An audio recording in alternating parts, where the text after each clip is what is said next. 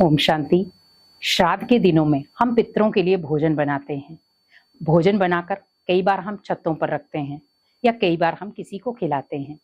लेकिन हमेशा ध्यान रखें, जब भी हम श्राद्ध का भोजन बनाएं, बड़े प्यार से सबसे पहला आप भगवान को भोग लगाएं, क्योंकि श्राद्ध का जो भोजन होता है उसे सात्विक रूप आप तभी दे सकते हैं जब उसे आप भगवान को भोग लगाएं।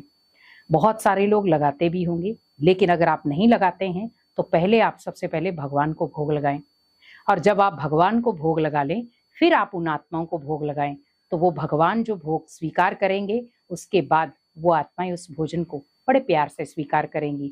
और जब आप पितरों के लिए भोजन बनाते हैं, जो भी चीज आप बना रहे हैं, कोशिश करें मुझे बाजार से खरीद कर नहीं लानी है। आप कच्चा सामान लाएं और अपने घर में बनाकर परमात्मा को या भगवान को स्वीकार कराएं और बड़े प्यार से उन्हें खिलाएं। और सबसे मेन आप बात रखें कि प्याज लहसुन वाला भोग श्राद्ध में पितरों को बिल्कुल ना खिलाएं, क्योंकि बहुत सारे लोग ये गलतियां कर जाते हैं। हम ध्यान रखें कि श्राद्ध वाले दिनों में प्याज लहसुन नहीं चलता है।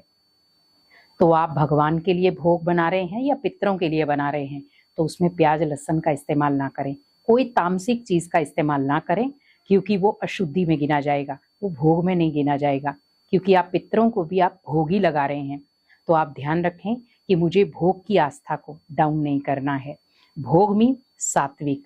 तो बड़े प्यार से जब आप पितरों के लिए भोजन बनाएं, तो बड़े प्यार से परमात्मा की याद में बनाएं, ताकि उसमें बल भी हो और भगवान उसका फल भी आपको दे। और जब आप परमात्मा की याद में उस भोजन को बनाएंगे, तो वो भोजन पितर भी बड़े प्यार से स्वीकार करेंगे।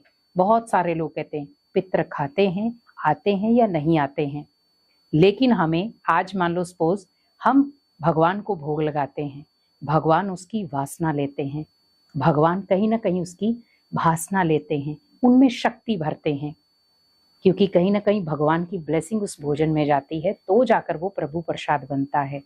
आज आप किसी भी धार्मिक स्थल में जा रहे हैं, अगर वहां आपको प्रसाद मिलता है, तो भगवान खाता नहीं है, लेकिन उसमें वाइब्रेशन भरता है।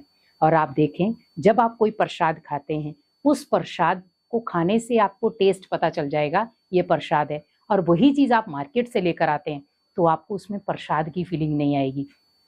तो यहाँ पर आपको ध्यान रखना है कि जब हम भगवान की याद में कोई चीज बनाते हैं, तो वो बनती है प्रभु प्रसाद। लेकिन जब हम इंसानों की याद में बनाते हैं, तो वो ओनली भोजन बनता है। तो अगर आप पितरों के लिए भी बना रहे हैं, तो भी आप ये ना सोचे कि मैं पितरों के लिए बना रहा हूं या अपने बड़े बुजुर्गों के लिए बना रहा हूं। जिनका भी आप श्राद्ध कर रहे हैं, बस आप ध्यान रखें कि मैं अपने पूर्वजों के लिए बना रहा हूं, पर सबसे पहले मुझे भगवान के लिए बनाना है।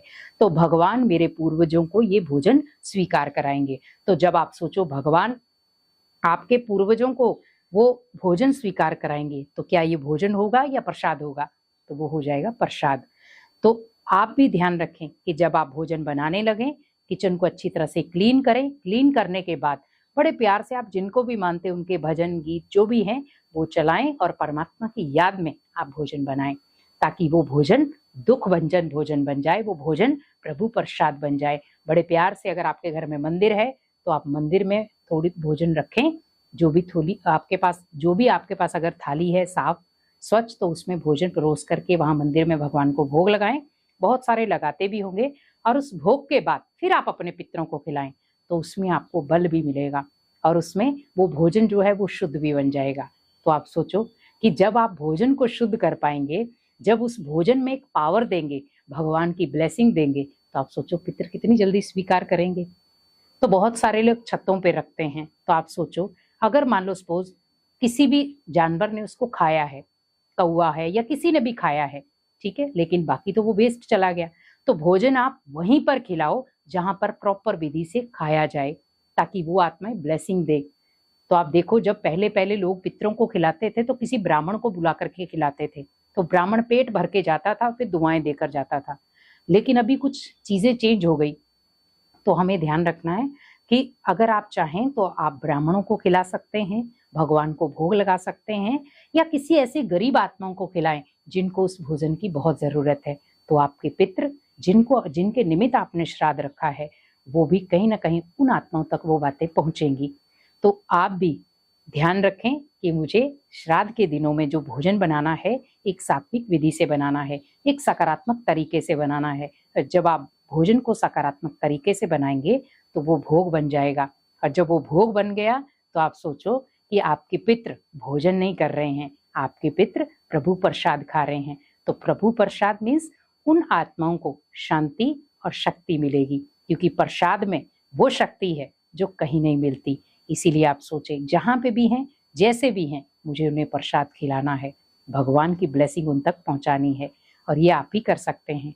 तो आप भी अगर श्राद्ध करते हैं तो बड़े प्यार से भगवान को भोग स्वीकार कराएं, उसके बाद आप अपने पितरों को खिलाएं, जिससे आपका श्राद्ध जो है वो संपन्न हो जाएगा। ओम शांति।